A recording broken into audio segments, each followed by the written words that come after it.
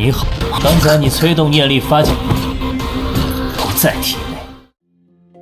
Halo semuanya, selamat datang di Ruang Sinema. Bagaimana kabar kalian semua? Semoga selalu sehat dan baik-baik saja. Sesuai jadwal, jadi pada hari ini kita akan kembali melanjutkan spoiler Penakluk Bintang berdasarkan cerita novelnya. Yang mana ini ada chapter 472 sampai 475. Cerita berlanjut di dunia maya yang terletak di benua Ganu. Terdapat sebuah ruang pertemuan mewah di lantai 86 perusahaan Pinghai. Di salah satu sisi ruangan tersebut, para eselon atas dari perusahaan Pinghai sedang sibuk mengatur dokumen dan berbincang. Di sisi lain, para eselon atas dari divisi invasi perusahaan Jagat Maya Ganu hadir untuk bertukar ide dan menandatangani kesepakatan penting. Shushin adalah seorang wanita karismatik dengan senyuman hangat. Ia berhadapan dengan Botelai, seorang petinggi dari divisi investasi Ganu. Mereka sedang menandatangani kontrak yang akan menentukan masa depan perusahaan Pinghai.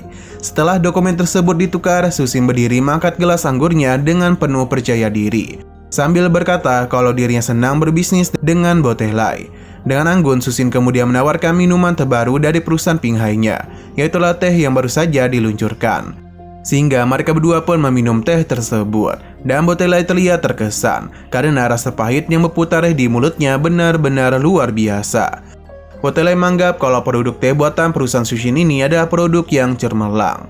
Dalam dunia alam semesta virtual, rasa dari makanan dan minuman bumi dapat dengan mudah dianalisis dan direplikasi. Tetapi rasa khusus seperti yang dimiliki oleh teh Pinghai ini sangatlah dilindungi oleh hukum jagat maya. Shushin dan cepat mendaftarkan hak paten rasa-rasa tersebut dan membuat perusahaan lain tidak dapat menirunya tanpa dikenakan denda berat. Menurut Botelai, masa depan perusahaan Pinghai sekarang ada di tangannya. Dan dengan kepemimpinannya sudah pasti tidak ada yang gagal. Jika ada, maka Botelai bersedia untuk bertanggung jawab. Setelah pertemuan tersebut selesai, Shushin pun tersenyum lega. Gadis berambut pendek yang berada di dekatnya berkata penuh semangat atas keberhasilan mereka. Sambil mengangguk tersenyum, Shushin menjelaskan bahwa dengan harga 10,2 kali lipat mereka pun mendapatkan 51% saham. Tapi itu masihlah cukup baik. Dan investasi besar ini, modal perusahaan Pinghai sekarang telah mencapai lebih dari 32.882 elemen campuran. Pada awalnya, perusahaan ini hanya didanai oleh hadiah yang diberikan oleh Lo Feng kepada adiknya, yakni Luoha dan Shushin. Lo Feng memberikan masing-masing 300 elemen campuran kepada Luohai untuk diinvestasikan dan 200 elemen campuran lainnya kepada Shushin. Dengan modal awal sebesar 600 elemen campuran, perusahaan ini pun mulai berkembang. Namun perkembangan ini sebenarnya terjadi dalam 30 tahun terakhir. Meskipun tampaknya hanya meningkat beberapa kali lipat, tetapi dalam skala semesta itu adalah pencapaian yang luar biasa. Modal perusahaan kini telah tumbuh menjadi hampir 3.000 elemen campuran dalam 30 tahun. Sebuah angka yang sangat besar mengingat betapa sulitnya mendapatkan keuntungan dalam alam semesta. Dengan investasi ini, modal perusahaan Pinghai pun meningkat pesat hingga mencapai lebih dari 33.000 elemen campuran.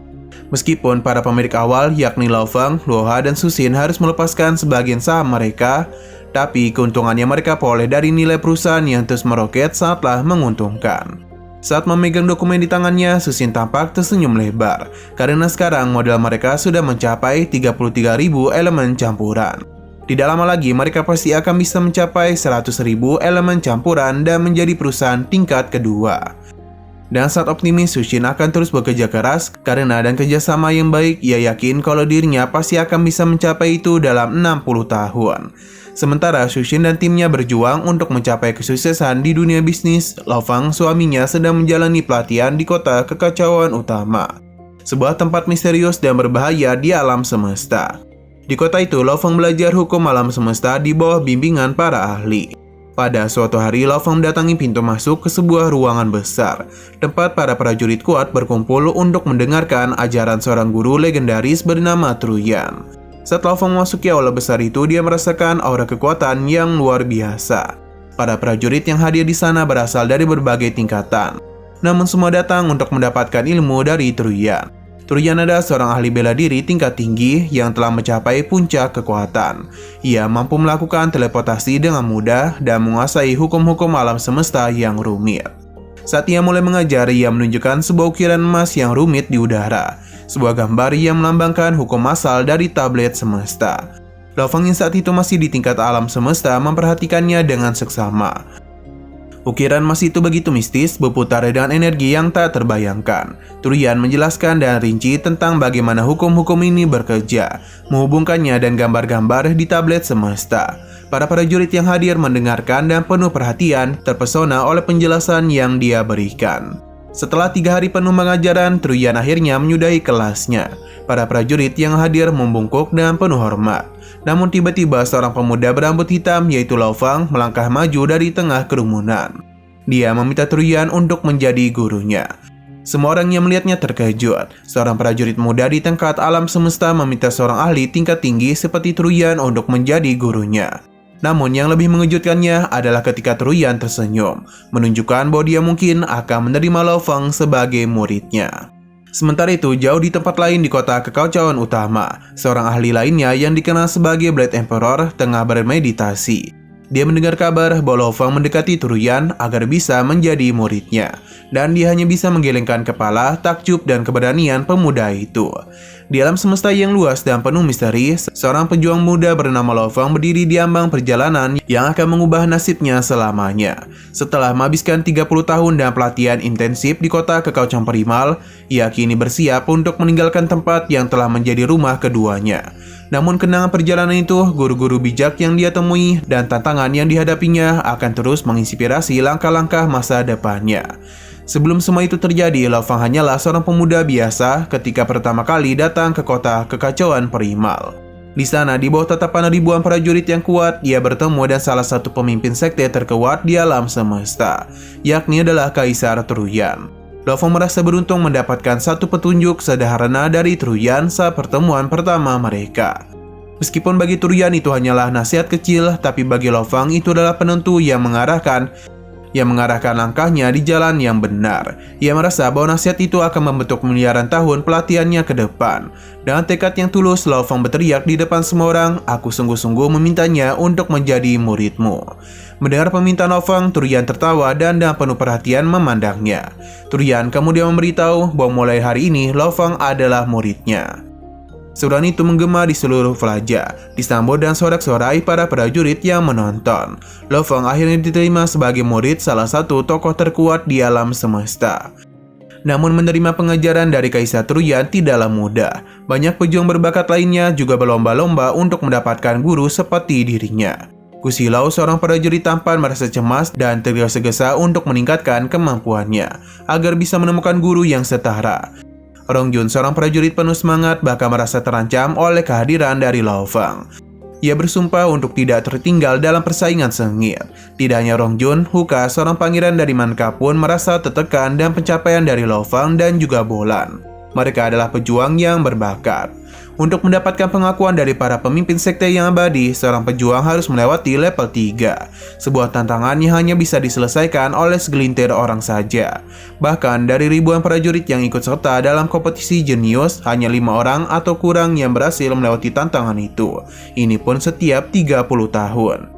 Ini menjadikan pencapaian Laofang semakin luar biasa, karena ia tidak hanya berhasil melewati level 3, tapi juga melampaui banyak pejuang lain dengan cepat. Waktu berlalu dan cepat di kota Kekacauan Perimal. Setelah 13 tahun, Rongjun berhasil melewati level ketiga. Sementara itu pada tahun ke-19, Laofang berhasil melewati level keempat. Sementara Bolan saingannya berhasil mencapai level kelima. Prestasi mereka berdua jauh melampaui yang lain. Dan hari itu semangat kompetisi di antara para pejuang semakin membara. Pada tahun 21, Huka berhasil menyusul dan melewati level 3, diikuti oleh Longyun dan Jia Lingxi pada tahun ke-25. Hingga akhirnya setelah 30 tahun terlalu, para pejuang ini telah meningkatkan kekuatan mereka dan kecepatan yang mengejutkan. Di rumah Kaisar Truyan, 10 hari sebelum Laofang harus meninggalkan kota Kekacauan Perimal, Truyan berbicara dan lembut, "Setelah kau pergi, jika ada pertanyaan sulit selama latihan, maka Laofang bisa bertanya kepadanya. Tapi untuk urusan di dunia lain, Truyan berharap Laofang bisa menyelesaikannya sendiri.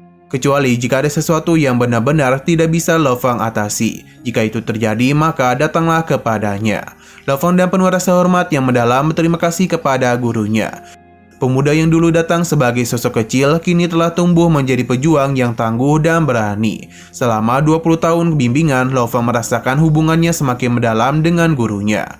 Turian meskipun posisinya sangat tinggi, selalu tulus dan peduli terhadap murid-muridnya. Turian memberitahu bahwasanya tujuan pertama untuk Lo Fang adalah memasuki wilayah rahasia utama, dan yang kedua menjadi kaisar abadi dan mendapatkan gelar. Dan penuh keyakinan, Lo Fang mengangguk dan memahami perintah tersebut. Dalam hati, Lo Fang memahami bahwa perjalanan ini tidak akan mudah.